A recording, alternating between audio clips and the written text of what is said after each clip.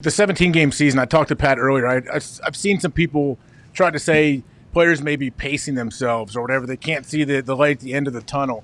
Do you ever feel that with anybody? Is like your day-to-day change or anyone's mindset change with the 17-game season? And also, what are the chances that you're going to be playing in Green Bay next year? Hey, that's good journalism. It's a twofer. Thank you for that twofer. I find it hard to imagine anybody's pacing themselves. We're talking about one more game. You know, we've played 16 games for so many years in a row now. One extra game, you're talking about, you know, a 6.25% increase in playing. Like, I don't think anybody's actually really pacing themselves with the extra game now. Did he just do that?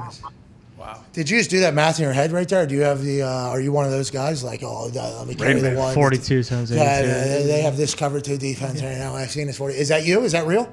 That's real, yeah. All right. Yeah. 7 times 2, dude. I do have some good mental math tricks I can do another time. Another show. Another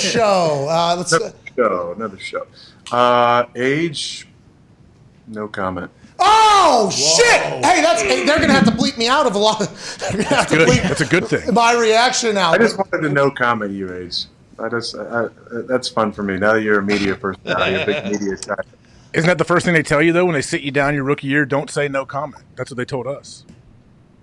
Yeah, I wasn't part of that conversation. But you are a rebel though, so you can say a Maverick. Here we go. Maverick, there you go. You guys didn't get introduced. That was a change because I thought the offense was getting introed. Is that a big deal or not at all? Do you look into that? Should we look into that? I love the intros. I'm not sure who picks who's introed each week, but I'm hoping 2 weeks it's the offense. Especially after one COVID game, we're back in there. We're slinging the pillow around. All of a sudden, the cheesehead god is. Oh my God, that place will be. It was cold as shit, huh? I saw the long johns you had, and you told us a couple weeks ago, you know, that when the leaves start to turn and the weather starts to get a little bit chilly, you get a twinkle in your eye because that's football season. Did you have the first taste of that this past weekend? And not a lot of people wearing long sleeves. You're not normally like I'm wearing long sleeves when it's kind of cold type of guy. Did you regret the long johns throughout the game, or did you think it was accurately worn? No, I have some strict policies. When it's under 50, I wear long sleeves.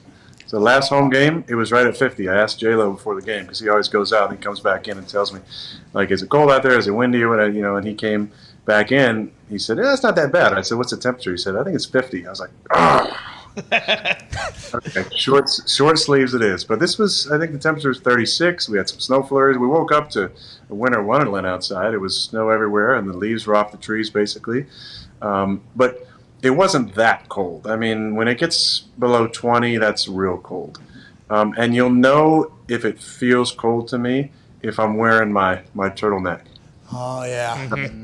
I wasn't wearing that, and you know it's on when that thing is on. But I wasn't wearing it, so it wasn't that cold. We've talked about this I think last year, but forgive me for probably forgetting this, and it is a shame because this is something I should know. Is it just because you have massive ham hocks? Is that why the cold weather doesn't affect you at all? It seems like the offense doesn't change. There is a couple misses, I guess, this weekend, but everybody's going to miss every once in a while. It doesn't seem to affect you ever. It is almost like you are a cold weather quarterback. What is it? I know you've told us in the past, but I don't think is it just your massive hands that make you better than everybody else? That definitely helps. You got to have big hands to throw in the cold. The biggest deterrent, though, is to throwing is first rain and second wind. Yeah. And we usually get a good bit of wind, regardless of the time of year. And that's always the biggest deterrent. Snowfall is not a problem. Cold is not a problem. But it's the wind. And the wind was really swirling Sunday. Every now and then I'll throw some grass up, like yourself, like a golfer will do, to try and get the direction of the wind. And I did it like 5 or 6 times because you can never trust the flags in Lambeau because usually they blow opposite. So if they're blowing from the north, usually the wind is coming out of the south on the field. And because of the temperature, as I drove in, I could tell it was a north wind. So that would tell you that it usually is going to blow from our tunnel really in more of a kind of a southwesterly direction on the field. But Of course. in the game, it was blowing kind of all over the place. So there were times I felt like I was downwind. I threw a ball to Allen. I thought I was downwind, and I was dead into the wind, and the ball wasn't a great tight spiral and got held up and turned out to be a PBU where it could have been a big time play. So there were a few disappointments like that, but that's just playing the Lambeau sometimes. It's actually way better than it used to be. When my first year started in '08, before the addition of some of the boxes with one of their sales of what are they? They're selling Stock. They're doing it again right now. Yeah, 90 million is about to be raised right now by no ownership.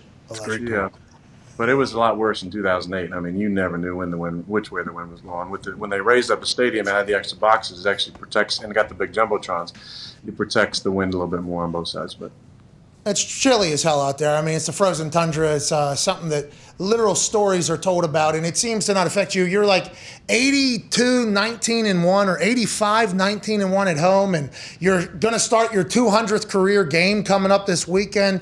The Packers passed the Chicago Bears for the most home victories in a franchise history of 451. You've obviously both have been a massive part of that.